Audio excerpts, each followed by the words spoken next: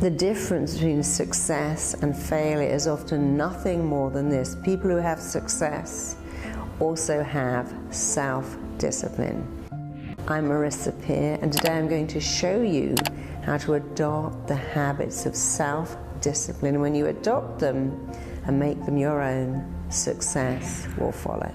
I meet people all the time that really struggle with self-discipline because they have this interesting belief it's something you're born with, and that's not true. No baby is born with discipline. In fact, they find it very hard to do that. Discipline is something you acquire. It's like a muscle. If you work it, it gets better. So I'm going to tell you some absolute secrets of people who appear to be naturally disciplined. They're not. I've worked with many, many Olympic athletes. They don't go, yay, it's snowing, I'm going to get up and go out and train today. They have to keep saying, I want that Olympic medal, and this is the price I'm going to pay to get the Olympic medal.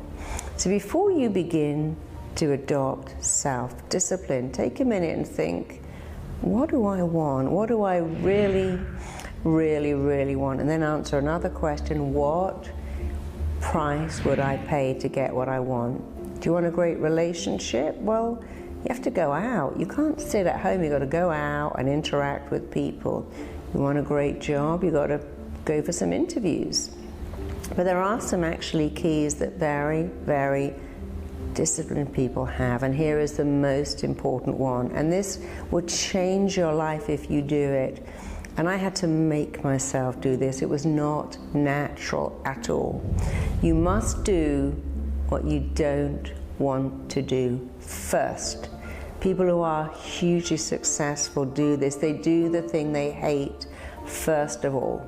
I worked with somebody who was morbidly obese, and I said, you know, you have to work out. When I hate working out, you know, I'm heavy, it's really uncomfortable. I said, no, not only have you got to do it, you got to do it first. And I had to do that too. You see, if you don't like going to the gym and you go, I'll go later, then something happens, the phone rings, you eat something, you think, oh, it's too late now. When you go first, you think later, oh, I've been, I went to the gym first. I feel like a winner. You got to make a very difficult call. You've got to ring someone who owes you money, or confront someone that you don't want to confront, and you wait. And all day it's hanging over your head, making you feel so bad. But when you do it first, you feel like a winner.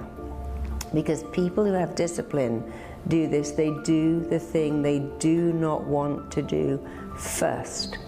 And I want you to start saying that. I was giving a speech recently, and the guy who came on after me said, you know, I kept hearing a voice in my head going, Marissa said, do what you don't want to do first. He said, that has changed my entire business life. And all my staff remember that too. What do we not want to do? What's the worst job? Let's do that first and get it out of the way. So that is secret one to having incredible self-discipline. Tell yourself, make yourself do what you don't want to do first. And of course, in the beginning, this will be what you do, but you know what will happen? It starts to become who you are. It becomes easy. It becomes seamless. It's a bit like putting lenses in your eye. It feels seriously odd to suddenly jam your finger in your eye. But if you do it every day, it becomes easy. Because that's how habits are formed. You make a habit, and then your habits make you. So make your habits amazing. So you've got habit one. Here is habit two. Take action every single day in the direction of your goals. And that doesn't mean work for 10 hours a day, but even on a Saturday or a Sunday, if you're building your business, spend 5 minutes answering one email, making one call, because that's what winners do. They don't have a day off when they are on their way to success.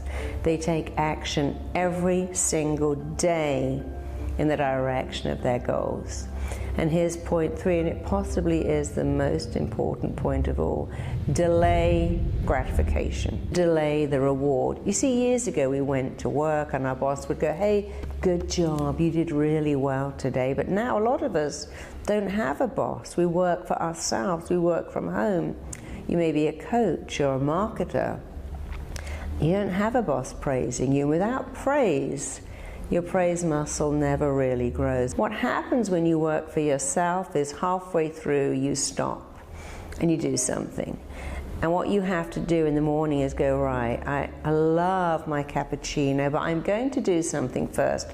Make 6 calls, send out an email, then the cappuccino is my reward. And in the evening, you've got to think of your dinner and your TV as a reward. I'm going to reward myself. And you see, if you see it as a reward, it makes you work better. It's a big problem that we take the reward first. I'm going to eat that, have a nice dinner, and I'll do all the other stuff later. And you know what happens? Later never comes. So you have to now do what we naturally do as parents. We say when you finish your homework, you can go out to play. At school, you have work, and then playtime. A parent will say, tidy up your room, and then you might have ice cream. So we are naturally wired to take the reward after the work. But what's happened is we now give ourselves the reward before the work, and then we don't feel any inspiration to do the work. So I promise you, if you adopt these 3 habits, it will change your life. Do what you don't want to do first. Take action every day in the direction of your goals. No matter how small the action is, the smallness doesn't matter. What matters is you are wiring your mind, coding your mind, firing into your mind the habits of natural winners. And then you'll be a winner. And who cares if it's unnatural? That's not important. And point 3, of course, is delay gratification, delay your reward. When I was writing my first book, it was quite time consuming, and then my publisher rang me up and said, you know what, we're bringing the date forward by a whole month, like a whole month early. I was finding it really hard to finish it, and for that month I couldn't read a paper, I couldn't watch a movie. My favorite series happened to be on at the time, and I had to record it every day. I couldn't watch it, and I kept thinking, when I finish this, I'm going to take the whole day off, I'm going to binge watch that whole series. I had a little bag full of all the magazines and periodicals that I couldn't read, but I finished it because I kept thinking about that reward. And then I did take a day and watch everything I hadn't watched, read everything I hadn't read, and all my friends rang up and said, you must feel so great, you finished your book. I went, yeah, but you know what, I kind of miss it actually. I'd really got into that discipline of getting up, writing, working. And that brings me to one more point I hadn't mentioned, and this is also very important. When you're doing that work, praise yourself.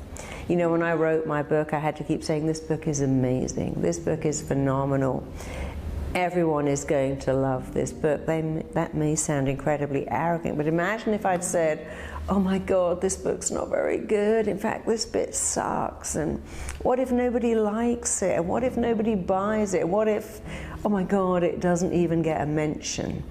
You see, the way your mind works is it believes everything you tell it. Your mind can't really future pace, and if you do anything saying it probably won't work. Imagine you go on Tinder going, oh, I'm just going to get ghosted. I know that's going to happen. No one's going to want me. I'm going to open a business. No one's going to buy my product. I'm going to be a coach, but no one is going to want to be coached by me because I don't have enough experience. Your mind cannot tell the difference between fact and fiction. What you tell your mind is real, as far as your mind is concerned. If you say it, it's true.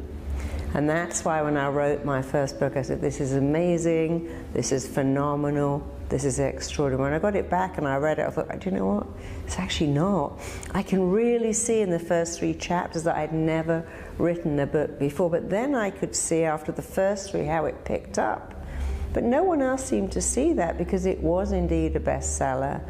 I always imagined it I used to tell my little girl, one day you're going to see Mummy's book in the front of this bookstore. And that's exactly what happened, and we took pictures because I could see it, and if you can see it, you can achieve it. So do that too when you're doing any task. Even if you're going to the gym and doing 300 sit-ups or the plank. Don't go, oh my God, this is painful. Go, I love this. My body loves it. My body loves every sit-up. My arms love the plank. My spine loves this. When you're eating food, tell yourself, my body is digesting this. So remember to praise yourself, because these 4 things combined will give you phenomenal, incredible self-discipline. And self-discipline will change your life. And you know what's also amazing? When you adopt and embrace and pick up those 4 habits, at the end of every day you'll have this great feeling, I earned this, I deserve this, I'm worth it. So many of us walk around with a different belief, I'm not worth it, I winged that, I don't really deserve that, I don't deserve the praise, I don't deserve the recognition. I've worked with many, many, many international rock stars, and they have a great ability to destroy everything they've created because they say this, but you know, I wrote that song in 5 minutes. Someone said write a song about pain, I dashed it out, got millions of pounds, but I didn't really feel I earned that. And you know what I did? I got rid of it all. And I see that time after time after time again. But when you feel you've earned it, then you can keep it. When you feel good about it, I earned it, I deserve it, I'm worth it. Those 4 habits will allow you to begin and end every day knowing that you are worth it.